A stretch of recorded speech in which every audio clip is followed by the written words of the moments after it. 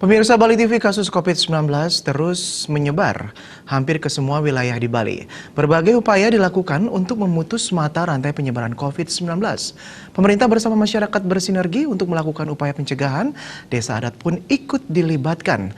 Apa upaya preventif yang dilakukan desa adat untuk mencegah penyebaran COVID-19 di wilayahnya?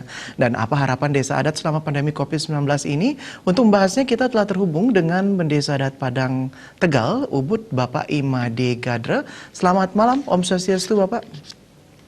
Om Swastiastu, selamat malam. Om Swastiastu. Ya, Pak, terkait dengan COVID-19 ini, apa langkah Desa Adat Padang Tegal dalam menghadapi pandemi COVID-19? Baik, terima kasih. Saya Mendesa Adat Padang Tegal, nama saya Imade Gadre.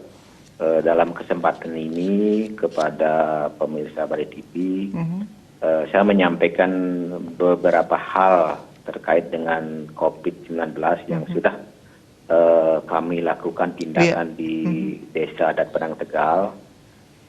Yang pertama, kita pahami bahwa COVID-19 ini adalah sesuatu virus yang memang dampaknya luar biasa terhadap kehidupan umat manusia.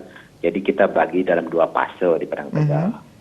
Jadi pertama fase penanganan pandemi.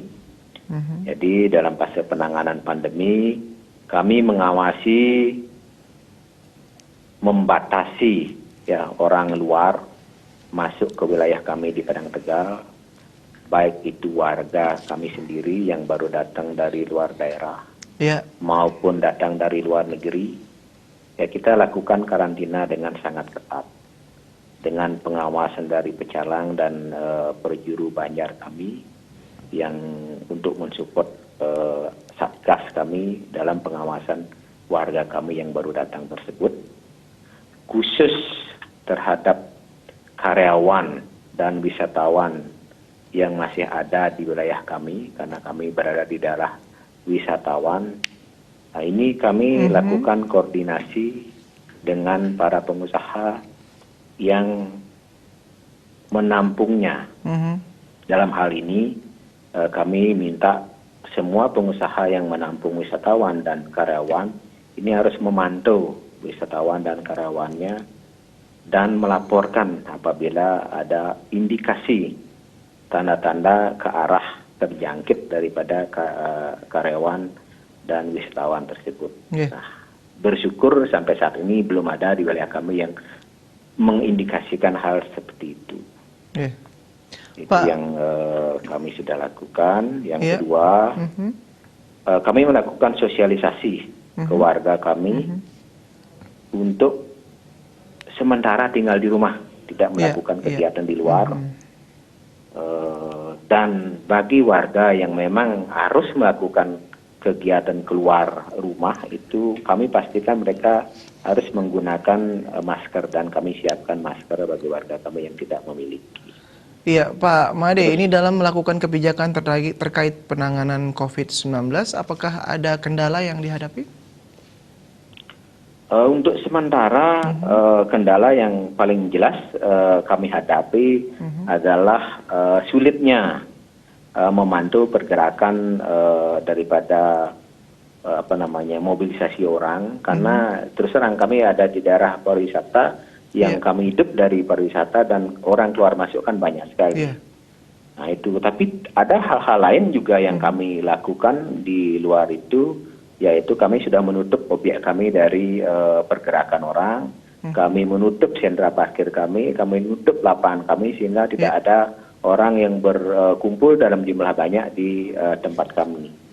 Dan di samping itu kami juga memastikan untuk kegiatan adat yang berskala besar, baik itu pancayatnya, kami sarankan untuk ditiadakan, baik itu yang dilakukan di desa maupun yang dilakukan oleh perorangan.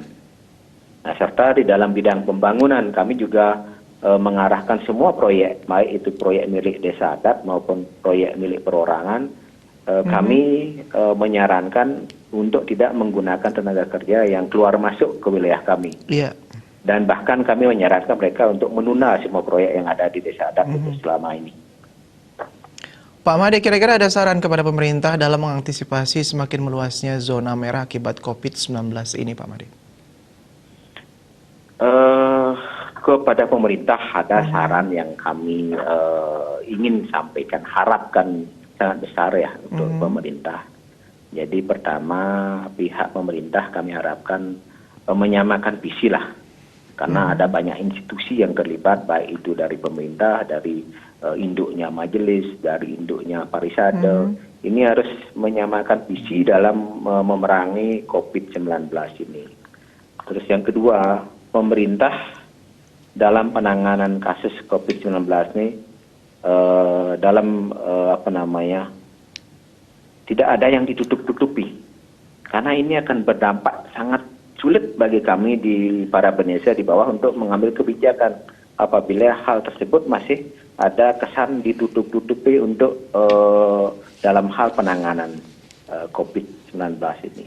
Yeah. Dan yang ketiga yang tidak kalah penting, pemerintah harus mempersiapkan jejaring sosial ini, karena dampak dari kejadian ini akan luar biasa bagi masyarakat Bali, sehingga pada saat akhir dari COVID-19 ini masyarakat tidak akan mempunyai daya kemampuan untuk meneruskan ekonominya, sehingga rasanya lebih bijak kalau pemerintah menyiapkan mekanisme APBD untuk membantu masyarakat secara luas ini.